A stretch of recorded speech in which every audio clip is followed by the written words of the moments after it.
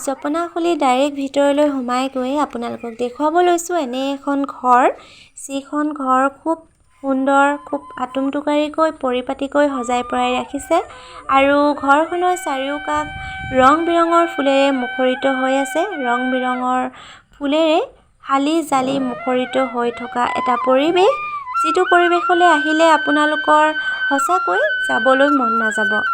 আৰু অনুভৱ কৰিব পাৰিছে নিশ্চয় আপোনালোকে, মই ভিডিঅ'টোৰ জৰিয়তে আপোনালোকক অনুভৱ কৰাব খুজিছোঁ পৰিৱেশটো। আপোনালোকে ভিডিঅ'টো চালেই গম পাব প্ৰথমৰ পৰা শেষলৈ। আচলতে পৰিৱেশটো সঁচাকৈ খুব মনোমোহা পৰিৱেশ, প্ৰাকৃতিক সৌন্দৰ্যৰে ভৰপূৰ এটা পৰিৱেশ।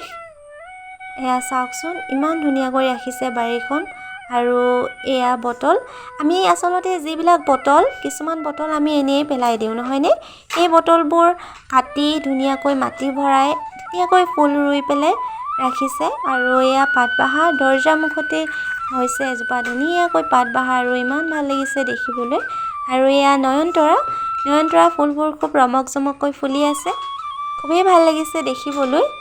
আৰু এয়া চাওকচোন বটলবোৰ, এয়া ফুল 9 বাজি ফুল বুলি কয়, এয়া ফুলিলে সঁচাকৈ বৰ ধুনীয়া লাগিব। আৰু এয়া খুব জোপোহাকৈ ৰমক জমককৈ ফুলি আছে, হালধীয়া ৰঙৰ অকণমানি ফুল। আৰু এয়া কি ফুল চিনি পাইছেনে আপোনালোকে? এয়া হৈছে পিৰালি সুন্দৰী ফুল, ধুনীয়াকৈ লগাইছে, জোপোহা হৈ আছে, খুব ভাল লাগিছে দেখিবলৈ। পিৰালি কাষে কাষে লগাই দিছে। আৰু এয়া হৈছে এজোপা অপৰাজিতা ফুলৰ গছ, ফুলা নাই। আৰু এয়া বাৰান্দাত ওলমাই ৰাখিছে ধুনীয়াকৈ ওলমা ফুলবোৰ। আৰু এয়া এজোপা আছে মানি প্লাণ্ট, ধুনীয়াকৈ ওপৰলৈ বগাই গৈছে। আচলতে এখন ঘৰ, সকলোৰে ঘৰখন, নিজৰ নিজৰ ঘৰখন এখন সপোনৰ ঘৰ, সপোনৰ ৰাজ্য হয়। নিজেই সজাই পৰাই ৰাখিলেই হ'ল ধুনীয়াকৈ। আৰু পৰিৱেশটো দেখুৱালোঁ আপোনালোকক এবাৰ।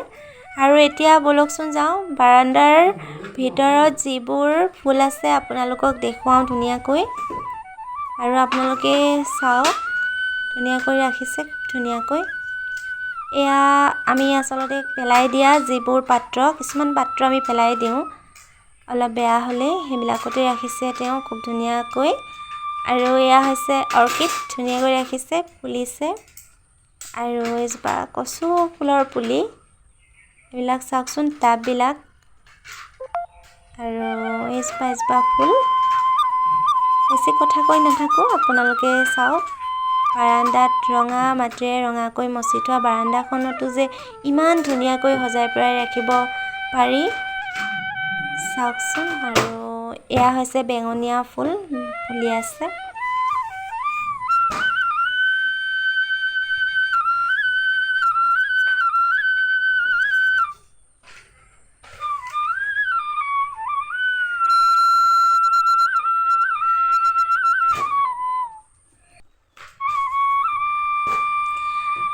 আৰু আপোনালোকক এতিয়া দেখুৱাব খুজিছোঁ বাৰীখনৰ ভিতৰতনো কি আছে। এয়া চাওক বাৰীখনৰ ভিতৰৰ পৰিৱেশটো।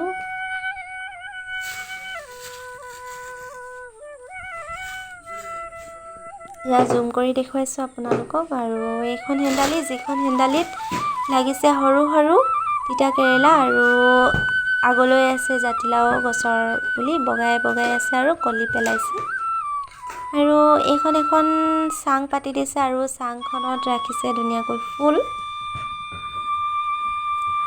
ৰাতিপুৱাই শুই উঠি যদি দুৱাৰখন খুলি চকুকেইটা মোহাৰিয়ে এনেকুৱা এটা পৰিৱেশ, ফুলেৰে হালি জালি থকা এটা পৰিৱেশ দেখিবলৈ পাওঁ, আমাৰ দিনটোলৈ মনটো সজীৱ হৈ থাকে নহয়নে? আৰু এনে পৰিৱেশ মই খুবেই ভাল পাওঁ, আপোনালোকে কেনে পায় কমেণ্ট এটা কৰি জনাব। আৰু এয়া ৰঙা চাহ, আৰু এয়া পিঠা। আৰু চাহ খোৱাৰ পাছতেই দিলে জলপান খাবলৈ, বিৰাট বহি ধুনীয়াকৈ আমলৈ টোপৰ আৰু ঢেকীয়া আলু ভাজিৰ সৈতে। আৰু খোৱাৰ শেষত খাবলৈ এখন তামোল, আমাৰ তামোল মেইন, তেনেহ'লে খাই লওঁ। আৰু খালোঁ বলোঁ, কথা পাতিলোঁ, খুব এনজয় কৰিলোঁ পৰিৱেশটো। আৰু লগত এসোপামান ফুল লৈ মই ঘৰলৈ বুলি উভতিছোঁ। আৰু আপোনালোকৰ ভিডিঅ'টো চাই কেনে লাগিল বাৰু? যদিহে ভাল লাগিল তেনেহ'লে লাইক, কমেণ্ট আৰু ছাবস্ক্ৰাইব কৰি দিব আৰু কাষতে থকা বেল আইকনটো ক্লিক কৰি দিব। আৰু তেনেহ'লে আজিলৈ বাই বাই।